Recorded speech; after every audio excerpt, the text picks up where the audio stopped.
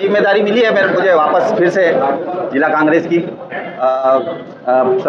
इसमें नई जिम्मेदारी में पहली मुलाकात है आप लोगों से और हमेशा आप लोगों से अपेक्षा करूंगा कि चूंकि हम विपक्ष में बैठे हुए हैं तो आप लोगों के सहयोग से ही हम जनता की आवाज़ को उठा पाएंगे, आम जन तक हम पहुंच पाएंगे। जो आज परिस्थितियां हैं उसके लिए हमारे राहुल गांधी जी की जो सोच थी संगठन सृजन की, उस संगठन सृजन के द्वारा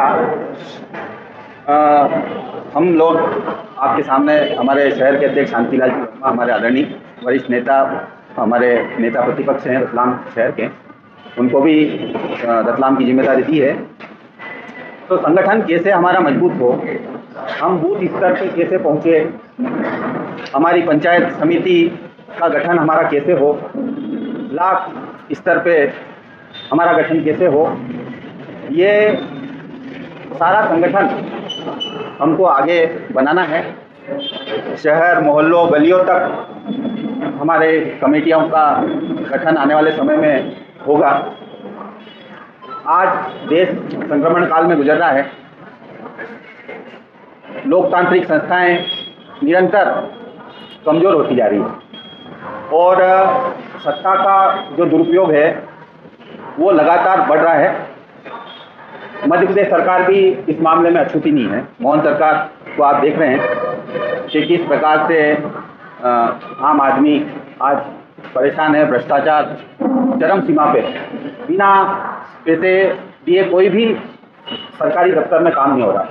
अफसर अधिकारी बेलगाम हो गए हैं और जो भारतीय जनता पार्टी के सत्ताधारी लोगों के इशारे पे पूरी अफसरशाही चल रही है। कांग्रेस कार्यकर्ताओं को परेशान किया जा रहा है, उनके मुकदमे चलाए जा रहे हैं और भी कई प्रकार की जो घटनाएं हो रही है। प्रशासन बिल्कुल लापरवाह है, अफसरशाही पूरे प्रदेश में हावी है। इसको भी हमको, इसकी लड़ाई हमको लड़ना है।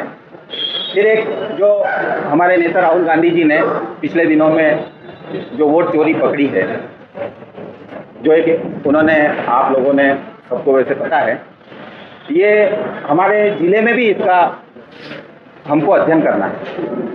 पिछले जो चुनाव हुए हैं विधानसभा के, लोकसभा के, नगरीय निकायों के, पंचायतों के, उन चुनाव में जो परिणाम आए हैं, पिछले 3 चुनाव का हम अध्ययन करके उनकी वोटर लिस्ट का जांच करने का हमारा कांग्रेस के कार्यकर्ता काम करेंगे। और हमारे यहाँ पे भी ये हुआ है, रतलाम शहर में आपके 26 से 30 हज़ार वोटों की बढ़ोतरी हुई थी चुनाव के पहले। 26 से 30 हज़ार वोट बढ़े थे, 12 हज़ार वोट कटने के बाद भी आपके रतलाम शहर में।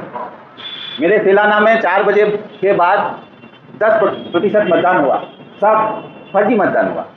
उसके भी हम अध्ययन कर रहे हैं, आंकड़े उनसे निकलवा रहे हैं। तो ये जो हम इसका वोटर लिस्टों का अध्ययन करेंगे, हम सारे कार्यकर्ताओं को इस काम में लगाएंगे। और इसी प्रकार से क्योंकि आज हमारी पार्टी सरकार में नहीं है, सत्ता में नहीं है, तो हमारा जो दायित्व है मूल रूप से कि हम कांग्रेस पार्टी को मजबूत कैसे करें और जन जन तक जो आज ये सरकार कर रही है, जो ये सरकार लगातार कमज़ोर वर्गों पे, पिछड़ा वर्ग, आदिवासी, अनुसूचित जाति के लोगों पे लगातार अत्याचार बढ़ रहा है। हमारे वो आंकड़े बता रहे हैं, हमारी आदिवासी अनुसूचित जनजाति की महिलाओं पे अत्याचार लगातार हर साल 10% की बढ़ोतरी होती है और सक्सेस रेट 5 से 10% भी नहीं होता है। हमारे पास्को में हमारे कई आदिवासी, उनकी शादियां हो गई है बात, लेकिन आज भी वो बंद है। घर में उनके बच्चे हैं लेकिन पास्को एक्ट के कारण बंद है। बहुत बड़ी विडंबना है, यहाँ जेलों में कई लोग हमारे पास्को एक्ट में बंद हैं। उनका वापस घर में, सब घर बन चुका है, बच्चे हो गए हैं, लेकिन फिर भी वो बंद हैं। तो जो आज जो ये भारतीय जनता पार्टी का शासन है, इसके खिलाफ जो सशक्त विपक्ष की कैसी भूमिका होनी चाहिए, हम लोग सड़कों पे लड़ने के लिए तैयार हैं। उसके लिए हम सारे जो कार्यकर्ता हैं हमारी पार्टी के, वो लोग भी हम नए सिरे से उन लोगों का जो गठन करेंगे हमारी पार्टी का नए सिरे से, सारे नए युवाओं को हम उसमें साथ लाएंगे। और जो ये जो सड़कों की लड़ाई है, इसमें हम सारे वर्गों को, युवाओं को जोड़ के, आज युवा भी हमारे प्रदेश में, देश में बेरोजगारी की मार झेल रहा है। सबसे ज़्यादा अगर कोई चिंता का विषय है तो बेरोजगारी है। और हमारे जो, मैं मूलतः आदिवासी क्षेत्र से आता हूँ, और आदिवासी क्षेत्र में तो बहुत ज़्यादा हालत खराब है। बहुत छोटे छोटे रकबे हमारे पास बचे हैं जमीनों के, 2-2, 3-3 बीघा, 5 बीघा, और घर में सदस्य हैं 10-10। आज सबसे बड़ी चुनौती है हमारे सामने। पलायन इसीलिए हो रहा है हमारे आदिवासियों का, क्योंकि काम नहीं है। मनरेगा जैसी योजना थी, मनरेगा योजना से थोड़ा पलायन रुका था, लेकिन ये भारतीय जनता पार्टी के शासन में उस मनरेगा योजना का सही क्रियान्वयन हमारे मध्य प्रदेश में नहीं हुआ। मजदूरों को जो उनको मजदूरी मिलनी चाहिए, 1 हफ्ते का समय होता है, लेकिन महीनों महीनों मजदूरी नहीं मिलती, जिसके कारण मजदूर की अरुचि होती है, इसलिए वो गुजरात, राजस्थान, महाराष्ट्र जाने को विवश होता है। तो जो मनरेगा योजना थी उसको भी इस सरकार ने पूरी तरह फेल की है। जो रतलाम जिले में जो एक जो आंकड़ा है कि हमारे यहाँ आदिवासियों की ज़मीनें भी बहुत बिकी है, गैर आदिवासियों ने खरीदी है, और उसमें भी निरंतर आवाज़ उठाई जाती है, लेकिन आज तक उसका कोई निराकरण नहीं हुआ है। इसको भी लेके हम आंदोलन आगामी समय में करेंगे, और जन जन तक जो ये कमियां हैं उनको पहुंचाएंगे। बड़े आश्चर्य की बात है कि अमेरिका ने 50% टैरिफ हमारे देश पे लगा दिया, लेकिन मोदी जी चुप हैं पूरी तरह, एक भी अक्षर उन्होंने उसके खिलाफ नहीं बोला है। इसको भी हम जन जन तक पहुँचाएंगे। जो भारत पाकिस्तान युद्ध में हमारे जो अंतर्राष्ट्रीय छवि बहुत ही धूमिल हुई है, उसको भी हम जन जन तक पहुँचाने का काम करेंगे, क्योंकि ये केवल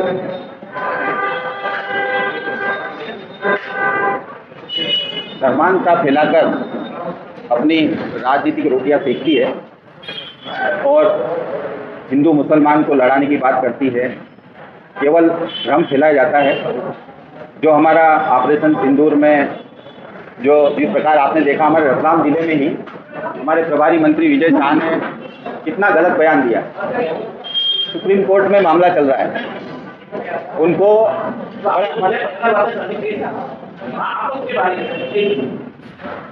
हमारे रतलाम जिले में हम बड़े दुर्भाग्य की बात है कि ऐसे व्यक्ति ने हमारे यहाँ झंडा फहराया आज़ादी के महोत्सव में। तो ऐसे जो भी ये भारतीय जनता पार्टी के जो कृत्य हैं, जिससे आम आदमी, युवा वर्ग, किसान वर्ग परेशान है। आज जो हालात हैं, भ्रष्टाचार चरम सीमा पे है, बेरोजगारी बढ़ी हुई है। आज किसान बहुत ही बदहाल अवस्था में है। हमारे तेलंगाना में अतिवृष्टि के कारण 50% जमीनें खाली पड़ी, बोनी किसान नहीं कर पाया। अगर बोनी करी भी है तो पानी इतने समय से गिर रहा है कि वो बीज उग नहीं पाया। बहुत ही विचित्र स्थितियां हैं, और शासन प्रशासन मौन बैठा है, अधिकारी मस्त हैं भ्रष्टाचार करने में। तो ये आगामी दिनों में जो हमको ये दायित्व मिला है, और जो राहुल गांधी जी की मूल जो सोच है कि इस देश में, ये देश मोहब्बत का देश है, ये देश भाईचारे का देश है, ये देश वसुधैव कुटुंबकम को मानने वाला देश है। इस देश में जो भी नफरत और घृणा फैलाने का कार्य हो रहा है, वो वापस मोहब्बत में बदले। उस सोच के साथ हम सारे जिले के लोग, कांग्रेस के कार्यकर्ता यहाँ सभी मौजूद हैं, वरिष्ठ हमारे सभी लोग मौजूद हैं। जी राजीव गांधी जी ने कहा 15% जी दूसरा है कि लोकपाल खुले धनिया लोकपाल में व्यवस्था नहीं, नेताओं में कार्रवाई क्या हो सकेगा? दोनों जिम्मेदार हैं साहब, दोनों जिम्मेदार हैं। अफसर भी जिम्मेदार हैं, राजनेता भी जिम्मेदार हैं। लोकतांत्रिक व्यवस्था जो आज जो नेहरू जी का मॉडल था, उसको पूरा फेल कर दिया गया, पूरा प्राइवेट सेक्टर बना दिया गया। सारी चीज़ें मीडिया की जिम्मेदारी, मीडिया तो विशेष पर जिम्मेदार है। मीडिया तो मैं आप लोगों से हाथ जोड़ के निवेदन करता हूँ कि मीडिया आज जो चौथा स्तंभ कहा जाता है हमारे देश में, लोकतांत्रिक व्यवस्था में, जो सवाल करता है, लेकिन आज वो पूरी तरह सरकार की तरफ झुका हुआ है। कोई सवाल नहीं होता है सरकार से। कदम मोटी हो गई जड़ लग गई क्या? अब ये तो आप वरिष्ठ हैं साहब, आप कभी आप अच्छे से बता, मैं तो आपसे बहुत जूनियर हूँ। आप खुद आप व्यथित हैं इस चीज़ से। इस समय आप क्या चुनौती मानते हैं? इस समय आप कांग्रेस के लिए क्या चुनौती मानते हैं राजनीतिक? मुख्य रूप से हमारा संगठन कमजोर है, हम ये बात स्वीकार करते हैं और हम इसको बहुत ही मजबूती से बहुत मेहनत करके और इसको हम लड़ेंगे और फिर से कांग्रेस इस रतलाम जिले में पाँचों की पाँचों सीटें जीतेगी। इस आशा से हम कांग्रेस के लिए कार्य करेंगे। हम दोनों मिलकर, कांतिलाल जी वर्मा और हम दोनों मिलकर। सबसे पहले तो आप सभी लोगों का स्वागत है। मुझे अब जो दायित्व दिया है संगठन ने जिस विश्वास के साथ, और उस पर खरा उतरने के लिए निश्चित ही थोड़ा टाइम लगेगा हमें। इसलिए समस्याएं पहले कुछ क्षेत्रों में थी, निश्चित है हम कमजोर थे, तो हम सत्ता में नहीं आ पा रहे थे, ना हम क्षेत्रों में जीत पा रहे थे।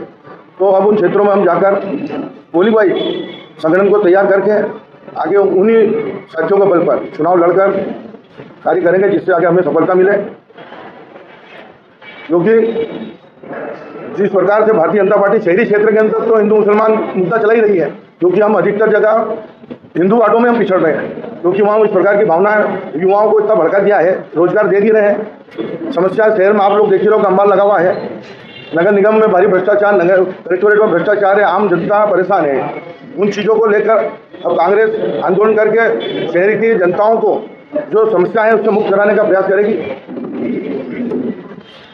क्योंकि आप नेता प्रतिपक्ष हैं और शहर की हालात किसी से छिपी हुई नहीं है, इसको लेके जन आंदोलन किस प्रकार से किया, रूपरेखा बनाने की कोशिश की आपने? देखो, समय पे जब भी समस्या आई है, कांग्रेस ने सदन के अंदर भी उन मुद्दों के ऊपर आवाज उठाई है। जब भी टैक्स बढ़ाया उसके लिए आंदोलन करा है। अभी बैठक वसूली जो पिछले मुख्यमंत्री द्वारा जब आम सभा के अंदर घोषित किया गया था कि आम जनता से बैठक वसूली बंद की जा रही है, जब उस चीज़ को उन्होंने नकार दिया, आज उन गरीब वर्ग के ऊपर एक ऐसा तुगलकी कर वापस लगा रहे हैं जिससे उनका व्यापार व्यवसाय के ऊपर प्रभाव पड़ रहा है, उसका धंधा नहीं कर पाते हैं। सुबह से वो जा के 3-3 माह की पहले एक मुश्त उनसे किस्तें ली जा रही है, उसके लिए भी लड़ाई लड़ी है और उसको रोकने का प्रयास करा है। आप खुद ही देख रहे हैं, शहर के वासी है, रतलाम शहर पूरा समस्याओं से ग्रस्त है। सीवरेज लाइन के नाम पे भारी भ्रष्टाचार हुआ, सीवरेज समस्या पूरे शहर के अंदर घूम रही है, स्टाफ है नहीं। हाई कोर्ट के लिए हमारे जो वरिष्ठ नेता है उन्होंने पूरी तैयारी करी। अभी विधानसभा क्वेश्चन भी उठा था और उसके अंदर सब जो शिकायतें लोकायुक्त और आर्थिक अपराध को कर रखा है, हाँ उसके अंदर चल रहा है। हाँ अब वो दर्ज हो गया है।